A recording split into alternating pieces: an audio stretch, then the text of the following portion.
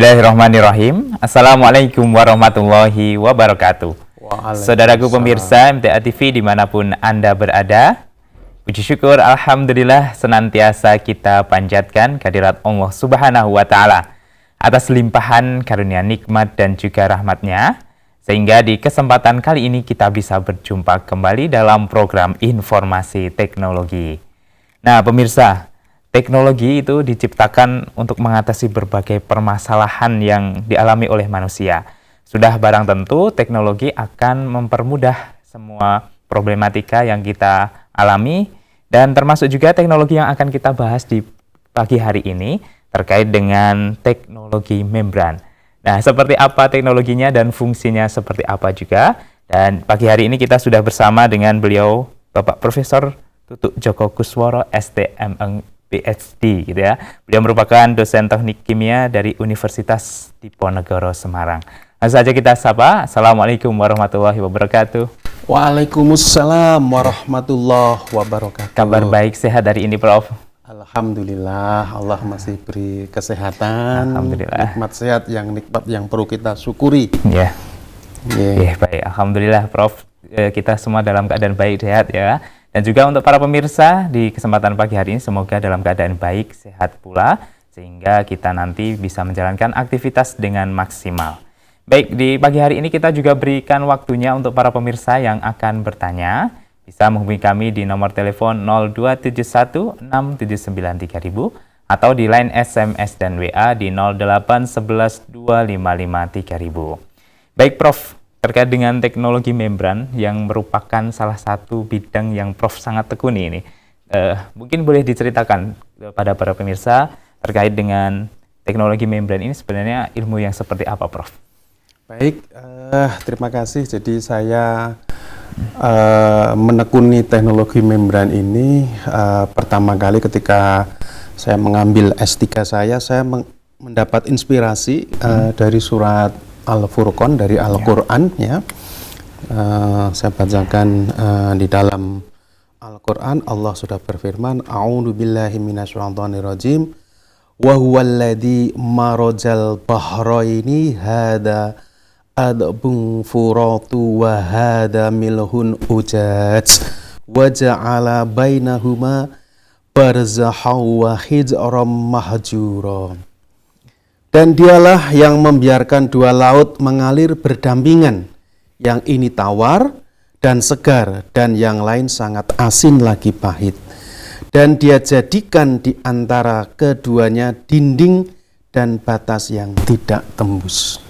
Jadi prinsip membran gitu ya, saya tertarik dengan apa yang disampaikan oleh Allah di dalam surat Al-Furqan ayat 53 ini, yang mana Allah mampu membatasi antara dua aliran air, yang satu tawar, yang satu asin. Ini adalah sebuah teknologi yang luar biasa dari Allah, yang sudah tercipta secara otomatis di dalam air laut dan air sungai. Air sungai itu nggak jadi asin, air laut nggak jadi tawar, karena ada batasan. Itulah batasan lapisan tipis. Kalau kita sebut mungkin sekarang teknologi reverse osmosis. Nah, ya. Ini adalah suatu teknologi membran. Nah, kebetulan kami kemudian mengambil S3-nya, topiknya adalah pengembangan teknologi membran. Dan membran itu merupakan satu lapisan tipis yang mampu memisahkan dua fase. Nah, contoh sederhana, membran itu adalah seperti ini gitu ya. Ini adalah membran yang kami kembangkan di lab kami ya. Setipis ini mampu menahan tekanan sampai 40 bar atau 40 atm. Karena pada saat kita menggunakan teknologi reverse osmosis, tekanan osmosis air laut itu adalah sekitar 30-an atm. Sehingga kalau kita memakai reverse osmosis, tekanan harus di atas itu. Nah, inilah yang membuat kami tertarik, kemudian ikut memahami ilmu Allah. Yang mana ini suatu lapisan tipis yang ternyata mampu bermanfaat untuk macam-macam. Oh iya, lapisan sangat tipis. Lapisan sangat tipis. Membran itu membranul, bahasa Latinnya lapisan tipis. Ya, Oke, berarti ini memiliki serat yang sangat padat itu, Prof. Ini kalau dikatakan serat, kalau sudah seperti reverse osmosis itu sudah tidak ada porinya sama sekali. Tidak ada Seperti porinya, nano, ini yang saya kembangkan, yang saya bawa ini adalah nanofiltrasi, itu sudah hampir porinya sudah hampir tidak ada. Maka mekanisme untuk perpindahan itu yang kita teliti gitu ya. Mekanismenya itu ada yang mengatakan dengan secara teorinya adalah solution diffusion. Jadi dia bisa terlarut seperti kalau air laut itu H2O-nya terlarut di dalam polimer ini. Jadi ini membuat materialnya juga khusus. Tidak semua material bisa dibuat menjadi membran. Kalau ini. yang dikembangkan Prof ini bahannya apa saja? Saya mengembangkan dari polimer polisulfon, polietersulfon, polivinil klorid, PVDA, polivinil difluorida gitu ya. Itu yang kami kembangkan. Polyimide itu tren-tren polimer yang saya dikembangkan. Dan perlu kita sadari bahwa ternyata di dalam tubuh kita ini juga banyak mengandung polimer. Iya kah, Prof? Ya, salah satunya membran yang ada di dalam tubuh kita adalah di dalam ginjal kita. Nah, di dalam ginjal kita itu kalau berfungsi dengan baik, maka membrannya akan menyaring kotoran-kotoran dan kita buang kotoran itu. Tapi kalau sudah tidak bisa, rusak, lah itulah harus kita ganti, kita harus cuci darah. Dan saat ini yang ingin saya kembangkan adalah salah satunya adalah membran hemodialisis. Hemodialisis. Hemodialisis itu adalah suatu membran yang mampu berfungsi menggantikan untuk pencucian darah ya. Artinya kalau saat ini biayanya itu mahal, karena dengan alat hemodialisis yang membran kita kembangkan sendiri itu bisa sangat murah. Memang saya belum ke sana gitu ya, karena kita perlu menyiapkan alat-alat dan sebagainya. Yang ini kita akan bahas terkait dengan pengolahan air ya, Prof. Ya. Nah, kalau dalam bahasa sehari-hari, Prof, sebenarnya membran ini bentuknya seperti apa? Apakah ini kita bisa temukan dalam benda-benda yang sering kita lihat, atau bahkan tadi Prof menyampaikan di dalam tubuh kita ternyata juga ada membran? Iya, jadi sebenarnya bahasa membran itu kan selaput tipis gitu ya, yang memisahkan dua fase. Artinya membran ini bisa memisahkan antara cair dengan cair, padat dengan cair, ataupun gas dengan gas. Contoh yang kemarin itu sangat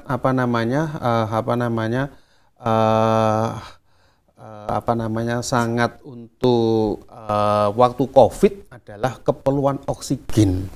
Nah, teknologi membran salah satunya adalah digunakan untuk menyaring udara, memisahkan nitrogen dan oksigen. Jadi bisa mendapatkan nitrogen murni ataupun oksigen murni. Tetapi kendalanya sekarang itu masih dengan tekanan yang cukup tinggi. Nah, para membranologis itu ya, ilmu-ilmu membran, para ilmuwan saintis pengembangan membran itu mencari sekarang itu membran yang bisa memisahkan oksigen dengan nitrogen pada atmosferik. Supaya apa? Nanti aplikasi bisa di AC. AC itu dipasang membran, nitrogennya diluarin, oksigennya dimasukkan, nafas pasti seger. Nah, ini yang mau orang untuk mematenkan hal itu. Baru dikembangkan. Jadi baru dikembangkan saat ini yang ke arah itulah untuk membuat membran pada tekanannya atmosferik, tapi ya tekanan 1 atm saja gitu ya. Itu kalau itu kan bisa dipasang kompresor yang ada di dalam AC masuk. Ya, itu secara umum begitu. Kalau yang Prof tadi sampaikan kan yang ini bisa sampai kekuatan 40 atm ya. Berarti apakah juga ketika mengeluarkan supaya bersih memerlukan tekanan yang sebesar itu pula? Jadi di dalam pengolahan air itu keperluan tekanan sangat berbeda-beda. Artinya kalau misalkan namanya membran reverse osmosis, kalau dipakai untuk mengolah air PDAM menjadi air minum, itu tekanannya rendah sekali, 3 atm, 2-3 atm itu sudah mampu. Kenapa tadi saya katakan bahwa untuk mengolah. Kalau membran khusus dipakai mengolah untuk air laut, karena proses yang dipakai adalah reverse osmosis dan tekanan osmosis itu dari air laut sekitar 25-30 atm, sehingga untuk menekan balik, artinya reverse osmosis itu ada sebuah tekanan balik membalikkan tekanan osmosisnya. Jadi kalau untuk membalikkan itu ya perlu tekanan yang jauh lebih tinggi daripada tekanan osmosisnya. Jadi kalau membrannya nggak kuat sampai 30-40 ya nggak bisa gitu. Berarti nanti sistemnya jadi tergantung aplikasi yang mau kita lakukan. Dan ketika kita membuat bahan membran pun sangat tergantung kepada keperluan kita. Artinya membran ini banyak dipakai, misalkan salah satunya adalah untuk mungkin kita pernah mendengar namanya minyak atsiri. Minyak atsiri itu bisa untuk memisahkan minyak kopi, kemudian ada minyak cengkeh gitu ya. Nah, salah satu yang unik adalah ketika kita mengaplikasikan membran untuk memurnikan minyak cengkeh. Minyak cengkeh itu harganya sangat mahal sekali. Artinya ketika kita dapat 50, biasanya dari petani itu 50-60% kandungan eugenolnya ya. Yang dicari itu eugenolnya. Nah, suatu membran ketika mungkin polisalfon, polyimed dipakai untuk pengolahan air atau untuk treatment gas itu bagus sekali. Ternyata dipakai untuk minyak cengkeh tidak bisa. Kenapa? Polimernya larut di dalam eugenol. Nah, sehingga polimernya menjadi lubang-lubang. Nah, kalau misalkan yang cocok ternyata selulosa asetat. Dan selulosa asetat itu sekarang sudah ditinggalkan untuk pengolahan air. Itu teknologi awal, material membran yang awal. Gitu. Kalau Prof tadi kan menyampaikan secara bahasa ilmiah ya bahan-bahannya. Mungkin para pemirsa supaya lebih paham, Prof, bahannya sebenarnya ini apakah mudah ditemui di sekitar kita atau seperti apa, Prof? Baik, seperti membran ini adalah memakai polimernya adalah polisalfon. Nah, polisalfon itu kita bisa membeli pada toko-toko polimer itu ada. Kami kebetulan membelinya dari Surabaya, polimer kebetulan supplier untuk polimer polisalfon. Polietersalfon. Polisalfon itu nanti sejenis plastik gitulah, bisa dikembangkan di situ. Nah, bahan yang digunakan tentu saja utamanya polimer. Yang kedua adalah solvent. Ya, solvent itu tujuannya melarutkan polimernya. Nah, konsentrasi yang dipakai ini kecil. Jadi konsentrasi itu akan menentukan nanti membran yang kita dapat apa. Kalau konsentrasinya di atas 20% polimer, berarti mungkin kita bisa mendapatkan reverse osmosis. 18 sampai 20 kita dapat nanofiltrasi. Kemudian 16 sampai 18 kita dapat ultra. Di bawah itu kita bisa mikrofiltrasi. Jadi tergantung, kalau kita mau memekatkan sirup, ya jangan pakai nanofiltrasi, pakailah mikrofiltrasi saja. Artinya kita bisa menghemat bahan polimernya. Kemudian solventnya itu adalah biasanya kita harus mencari yang food grade. Food grade itu artinya yang bisa diterima pada pengolahan bahan makanan, gitu ya. Salah satunya adalah NNP. NNP itu normal methyl pyrrolidine, gitu ya. Itu di toko kimia sangat banyak, gitu ya. Ya, Prof. Kalau kita melihat sepertinya teknologi ini apakah mahal ya, Prof, terkait dengan hal tersebut untuk membran?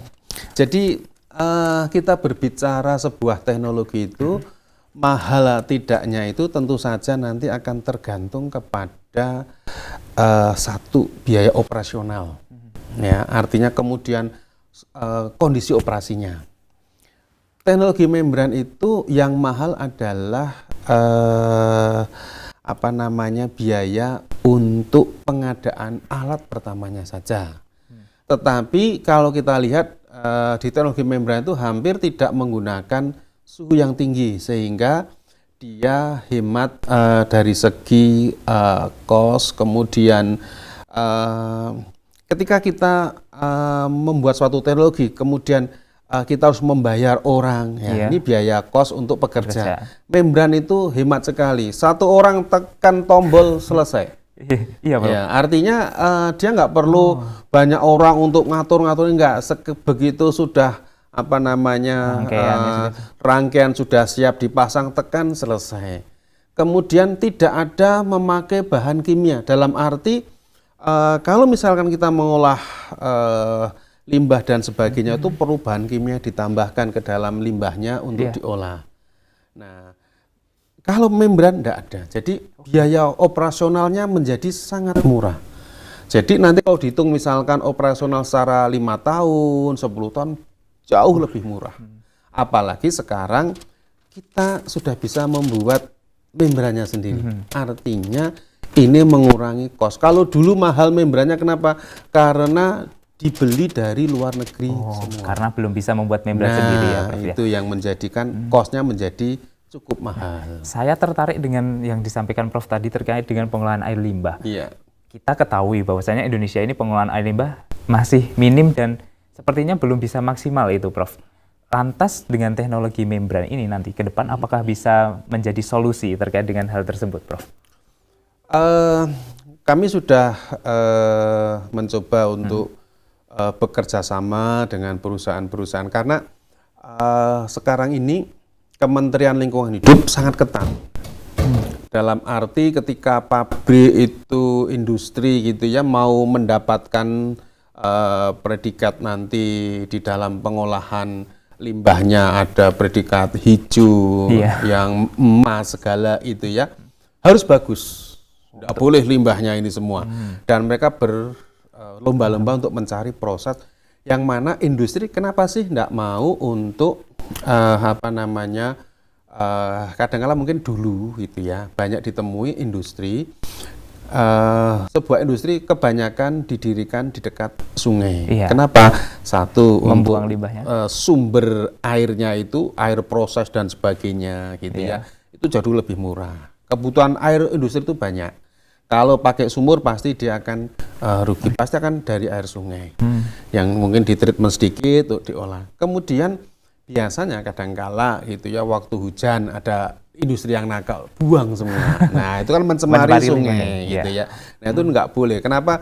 Karena mengolah limbah itu buang uang menurut industri gitu ya. Jadi sesuatu yang mereka mungkin tidak mau. Itu dulu pola pikir dulu. Sekarang karena kita sudah zaman kita itu sudah berubah dalam arti kita harus menjaga lingkungan kita gitu ya. Maka salah satu opsional yang kita tawarkan adalah dengan membran. Itu membuat pengolahannya jadi lebih murah gitu ya. Dan bisa menjadi lebih baik gitu ya. Yang mungkin secara industri gitu ya mengolah seperti pabrik di dalam Pertamina, kemudian di karet itu amoniaknya tinggi. Kadangkala amonia itu bisa diurai melalui proses dengan bakteri. Itu lama. Lah ini membran ini sudah bisa kita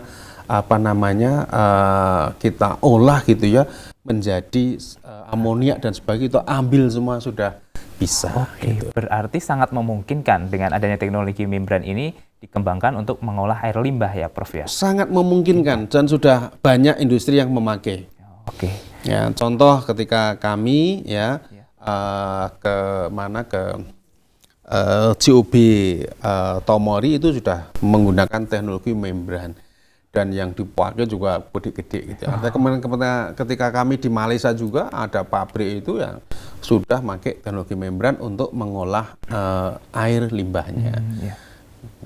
Berarti memang ini ada salah satu solusi yang ke depan sangat ramah, tidak banyak menggunakan bahan kimia, minim cost juga ya, betul. Investasi berarti untuk awalnya. Betul. Baik, Prof. Di depan kita ini ada alat ya yang dikembangkan oleh Prof Tutut sendiri terkait dengan pengolahan air limbah yang nantinya para pemirsa bisa contoh dan lihat sebenarnya proses penggunaan membran ini dalam pengolahan air limbah seperti apa.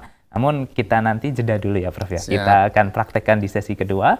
Dan kita sampaikan untuk para pemirsa yang nantinya akan bertanya, bisa menghubungi kami di nomor telepon 02716793000 atau di line SMS dan WA di 08112553000. Jadi para pemirsa tetap pastikan bersama kami dalam program Informasi Teknologi.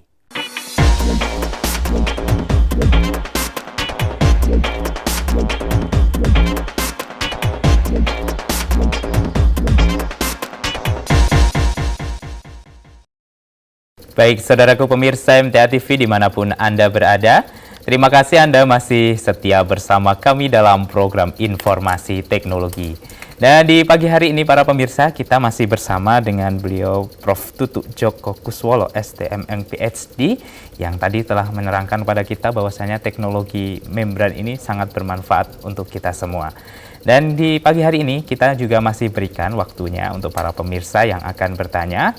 Silahkan menghubungi kami di nomor telepon 02716793.000 atau di line SMS dan WA di 08112553000. Baik Prof, ini tadi kan kita mau lihat sebenarnya proses dari penggunaan membran ini seperti apa. Mungkin bisa disampaikan kepada para pemirsa ini Prof, alat yang ada di depan kita ini. Baik, terima kasih Mas Wahid. Para pemirsa MTA TV, jadi yang ini adalah alat untuk pengolahan limbah air limbah batik. Jadi kami mencoba ketika di masyarakat kita melihat bahwa banyak problem dengan air limbah ketika industri batik di masyarakat gitu ya. Ini kami mencoba untuk membuat membran yang khusus untuk pengolah air limbah batik. Membrannya ini terbuat dari polimernya adalah polisalfon, yang mana memang kami saat ini mengembangkan membran generasi ketiga ini. Ini adalah generasi ketiga para pemirsa MTA TV gitu ya. Generasi pertama itu hanya polymeric membran, kemudian ada karbon membran dan sebagainya. Generasi ketiga ini adalah yang disebut dengan hybrid membran. Hybrid membran ini adalah polisalfon yang berisi molecular organic framework (MOF). Nah, kami di sini inorganik kami pakai graphene oxide gitu ya. Kemudian ada campur titanium oxide gitu ya. Nah, ini adalah air limbah batik yang kami ambil dari industri batik yang ada di Kota Semarang. Nah, pemirsa bisa lihat ini airnya itu, air limbah batiknya itu masih hijau seperti ini gitu ya. Ini adalah langsung dari limbah pewarna yang ada di industri batik ya. Kemudian membrannya ini alatnya cukup simpel, ini adalah pompa booster. Kemudian membrannya itu kami letakkan di sini kecil saja. Ini diameternya sekitar 2,5 cm ya. Di sini ada membrannya, kemudian dipompa.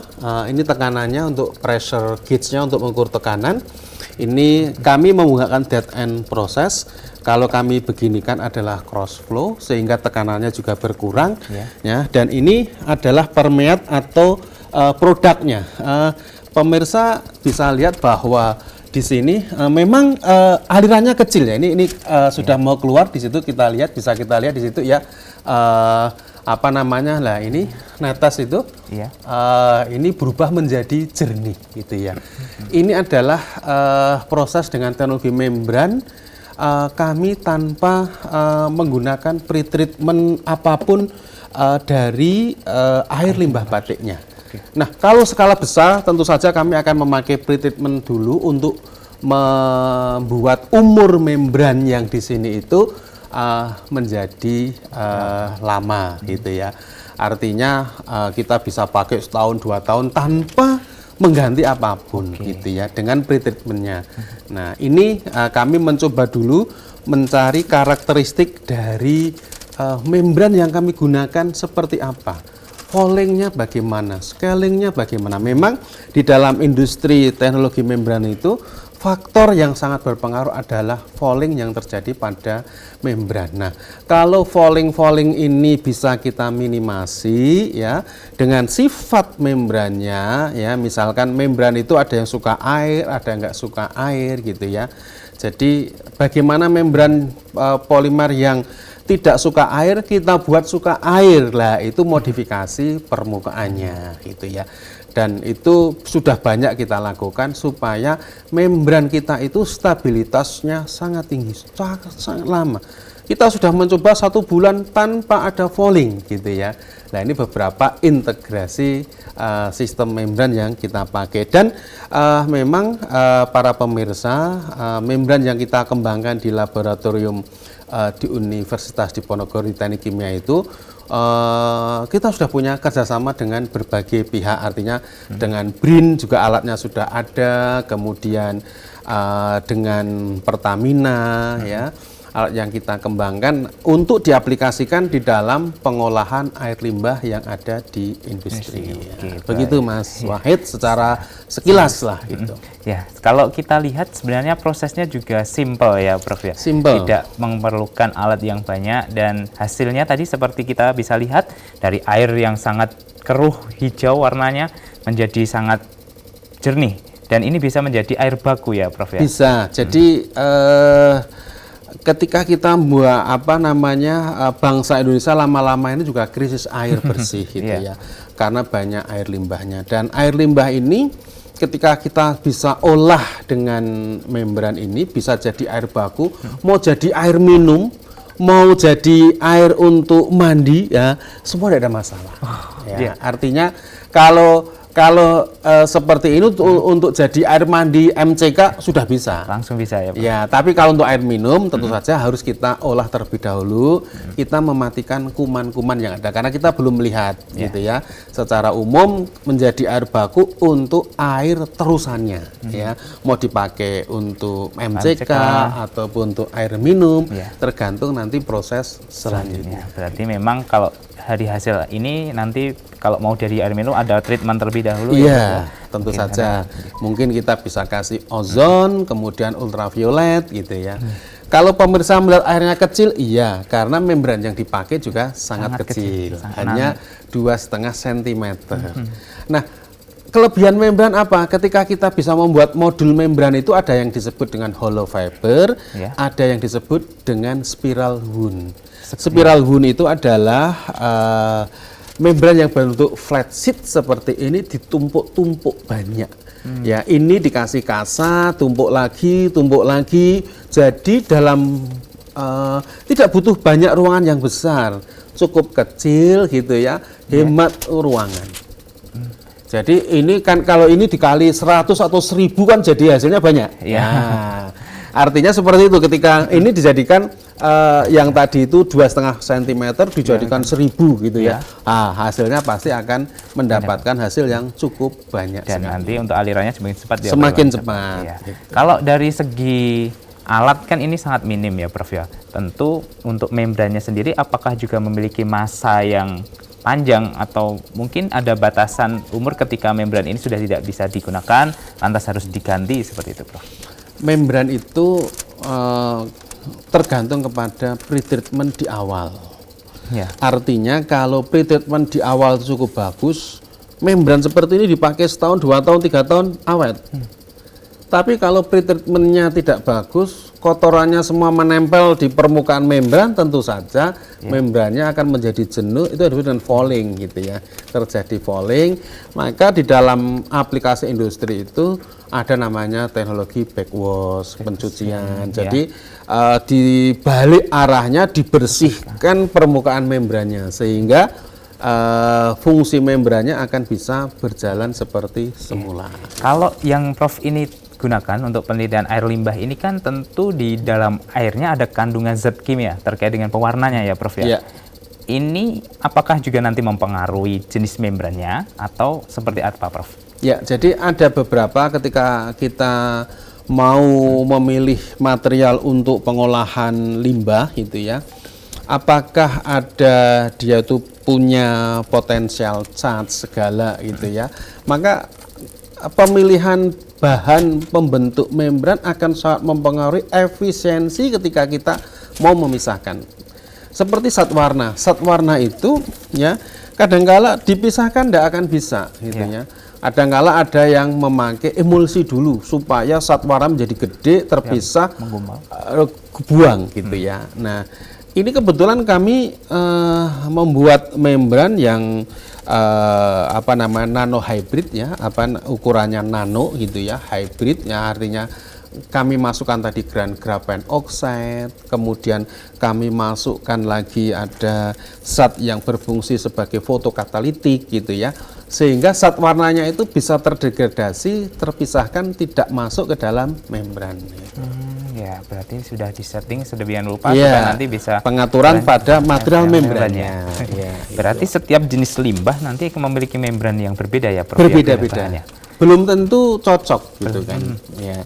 Artinya ketika mungkin kita membuat untuk air limbah yang dari batik, kemudian air limbah dari industri di Pertamina itu ya, belum tentu cocok. Kenapa? Kadangkala di Pertamina ada amoniaknya, ini tidak ada amoniaknya gitu ya. Apakah ketika zat terlarut dalam air itu semakin banyak, apakah juga membutuhkan membran yang bahannya tentu lebih? Tentu saja bahan membrannya yang lebih kompatibel terhadap pengolahan ataupun dia mampu menahan material yang ada di limbah tersebut. Jadi kita harus sebelum kita membuat membran, kita akan melihat karakteristik dari air limbahnya. Kita labkan dulu kandungannya apa saja. Oh, berarti ini yang terkandung dalam air limbah, maka kita akan buat membran yang sesuai. Kalau sepengalaman Prof Tutu ini, limbah yang membutuhkan membran paling banyak materialnya dan sulit seperti apa itu, Prof? Air limbah, bukan air limbah man, air gambut itu. Air gambut? Ya, air gambut itu karena dia airnya itu ya, kalau ini sebenarnya ya seperti air limbah batik dan sebagainya, limbah karet di dalam limbah air industri minyak gitu ya. Kadangkala dia tidak berikatan sama airnya gitu ya. Artinya dia di luarnya gitu ya. Jadi dipisahkan masih bisa. Tapi kadangkala air gambut itu ya dia bukan suspensi gitu loh. Jadi dia sudah terikat dengan airnya gitu ya, seperti coklat ya, seperti teh gitu ya. Nah, tapi dia agak susah gitu, membutuhkan membran yang cukup bagus gitu ya, yang kuat terhadap pH-nya juga gitu ya. Ya kadang-kala kan material membran itu kalau pH-nya asam ya, dia nggak kuat gitu kan, jadi terurai gitu kan. Nah, ini yang beberapa yang harus kita desain bahan untuk membuat membrannya. Berarti malah air gambut ya, Prof, bukan air limbah yang saat itu kan? Air limbah, insya Allah ketika kita tahu kandungannya seperti apa gitu ya, kita bisa mengolah dengan baik. Gitu. Berarti terkait mungkin saat ini tantangannya terkait dengan air gambut ya, Prof. Apalagi saudara-saudara kita yang berada di daerah tersebut juga banyak sekali. Banyak informasi yang disampaikan ketika kita menggunakan air gambut itu barang-barang kita mudah rusak. Betul, karena itu asam ya. Jadi perlu khusus gitu ya. Maka kami kemarin ada di BRIN itu ya, membuka suatu proposal. Kami ingin membuat untuk pengolahan air gambutnya. Jadi kita ingin mencoba tantangan itu, kalau bisa diaplikasikan. Kami ingin mengajukan proposal riset itu selama 3 tahun supaya betul-betul kita tahu karakteristik membran seperti apa, kemudian diaplikasikan pilot scale gitu ya, kemudian untuk aplikasi di masyarakat. Jadi mungkin bisa 1 liter per jam ya kita buat untuk di sana gitu ya, sehingga bisa kita membantu lah ya. Teknologi yang sudah kita kuasai dipakai membantu saudara kita sebangsa setanah air. Gitu ya. Semoga nanti kita tunggu Prof kehadirannya terkait dengan teknologi di air gambutnya, Prof ya. Baik, terkait dengan alat ini, Prof. Tadi kan ada semacam sistem cross flow juga.